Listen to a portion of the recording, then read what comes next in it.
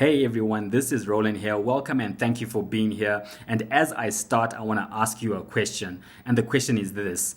What are you holding on to when storms come your way, when you are in difficult situations? Are you holding on to God's word or are you holding on to man's word? And of course, we need to be holding on to God's word, which is sure, which is reliable, which is trustworthy and cannot be shaken. But what I want to do now is share a story with you from the book of Acts, chapter 27. And that story is about Saul Paul, and he's on his way to Rome, because in the earlier chapters, we read how he has appealed to Caesar because he doesn't want to get tried by the Jews. So on his way to Rome, and they get to a place called Fair Haven. And instead of staying there, the centurion decides on continuing his journey. But Paul warns them that if they carry on, they are in danger of losing everything they have and possibly their lives. So let's read that part. And in verse 10, Paul says, "Men, I can see that our voyage is going to be disastrous and bring great loss to ship and cargo and to our own lives also." But the centurion, instead of listening to what Paul said, followed the advice of the pilot and of the owner of the ship. Now, at face value, this makes sense because the captain is the most experienced. He's probably sailed those seas 100 times or hundreds of times. So it makes sense for them to listen to the captain.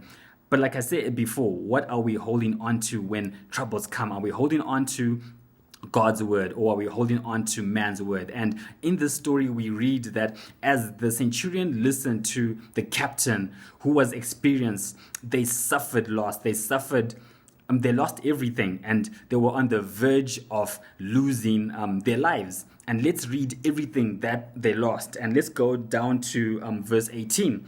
And it says, "We took such a violent battering from the storm that the next day they began to throw the cargo overboard. On the third day, they threw the ship's tackle overboard with their own hands. When neither sun nor stars appeared for many days and the storm continued raging, we finally gave up all hope of being saved." And this is after listening to the captain who had experience, who probably sailed those seas hundreds of times. They had given up hope. They thought they were going to die. They had lost everything. And this is a pure example of what happens when we hold on to man's word, because man's word is not God's word. It is not reliable. It is not steadfast. It is not unshakable. And as we carry on in the story, we're going to read something more amazing, because then Paul stands up and shares this fantastical story of how an angel of the Lord came to him and tells him that he is going to arrive in Rome, that he is going to stand before Caesar, and that no souls are going to be lost. And that is amazing. And we see that as Paul shares this, that he is trusting God, and he's encouraging the men to trust in what God has told them. And we see the power of God's word, because towards the end, at the end of this verse, we read in verse 43, it says, "But the centurion wanted to spare Paul's life and kept them from carrying out their plan. He ordered those who could swim to jump overboard first and to get to land.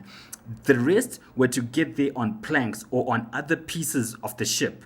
In this way, everyone reached land safely." And we see here that God's word was sure. God's word was true. God's word was reliable. It could be trusted. And just as God had said, it came to pass.